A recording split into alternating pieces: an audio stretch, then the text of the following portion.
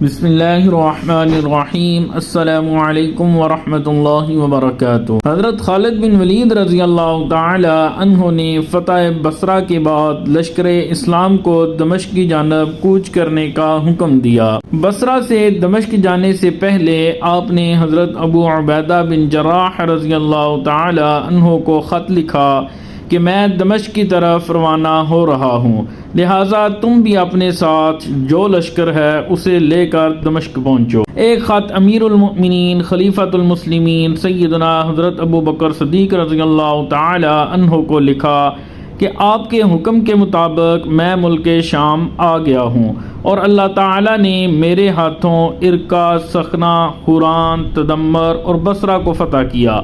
اب میں دمشق کی جانب روانہ ہوتا ہوں۔ ہرقل بادشاہ بمقام اجنادین زبردست لشکر جمع کر رہا تھا۔ اسی اثناء میں اسے اطلاع ملی کہ بصرہ مسلمانوں نے فتح کر لیا ہے اور اب اسلامی لشکر دمشق کی جانب روانہ ہوا ہے۔ ہرقل بادشاہ نے کہا کہ شہر دمشق ملک شام کی بہشت ہے، اگر مسلمانوں نے دمشق بھی فتح کر لیا تو ہماری عزت و شوکت کو بڑا صدمہ پہنچے گا، ہمارے لیے مصیبت کا باعث ہوگا۔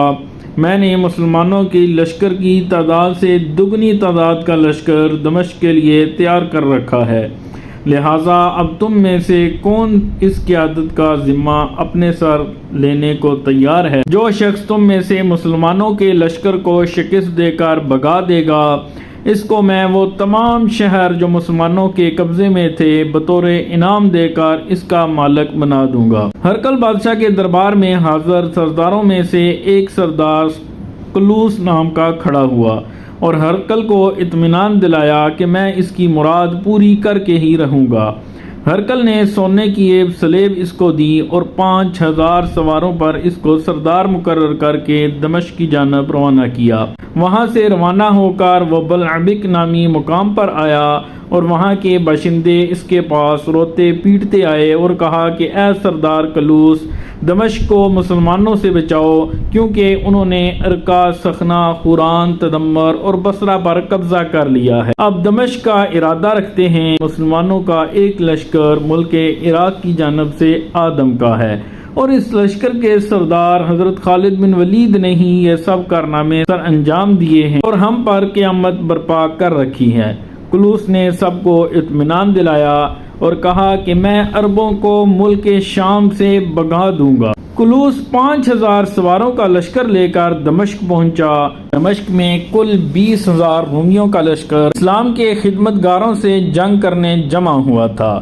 دمشق شہر رومی لشکر سے سپاہیوں سے برے گلاس کی طرح چمک رہا تھا۔ دمشق کے حاکم اسرائیل اور قلوس کے درمیان پرانی انبن تھی، دونوں ایک دوسرے کے سخت مخالف تھے، تو قلوس نے اپنی شیخی مارنے میں آسمان کے کلابے ملا دیے۔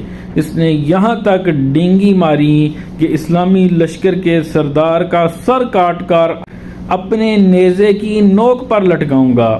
قلوس کی ایسی شیخی بازی سن کر اہل دمشق کو ڈارس اور ہمت بدی، وہ بہت خوش ہوئے، لیکن یہ اس کام پر موقوف ہے کہ تم اسرائیل کو اپنے شہر سے نکال دو اور یہ کام میں اکیلا سر انجام دوں۔ میں نہیں چاہتا کہ عربوں کو بھگا دینے کا کام میری شجاعت کی وجہ سے انجام پذیر ہو اور اسرائیل خواہ مخواہ داد و تحسین میں شریک ہو۔ اہل دمشق نے قلوس سے کہا کہ یہ وقت آپسی اختلافات اور جدال کا نہیں، ہمارے آپسی اختلافات اپنی جگہ برقرار صحیح، لیکن وقت کا تقاضا یہ ہے کہ ہم سب متحد ہو کر عربوں کا مقابلہ کریں۔ اہل دمشق کی اس رائے پر قلوس خاموش ہو گیا اور کوئی جواب نہ دیا۔ حاکم دمشق اسرائیل کو جب پتہ چلا کہ سردار قلوس نے مجھے حاکم کے منصب سے معزول کرنے کی مہم چلائی ہے تو وہ بھی ضد پر اتر آیا اور سردار قلوس کی معیت میں رہ کر اسلامی لشکر سے جنگ کرنے سے صاف انکار کر دیا۔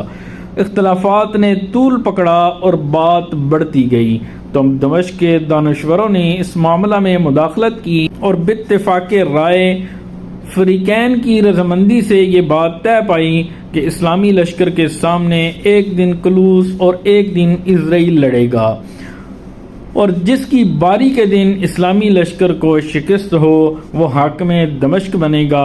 بظاہر تو معاملہ رفع دفع ہو گیا، لیکن دونوں کی قلبی عداوت بدستور برقرار رہی، بلکہ عداوت پورے شباب پر آئی اور ہر ایک اپنے خصم کی ہلاکت کا خواہاں ہو گیا۔ اور جنگ کے دوران ان کے اختلافات کس حد تک قائم رہے اور کیا صورتحال رہی، یہ ساری معلومات جاننے کے لیے ہماری نیکسٹ ویڈیو کا انتظار کیجیے۔ دعاؤں میں ہمیں یاد رکھیے گا۔ اجازت دیجیے، اللہ حافظ۔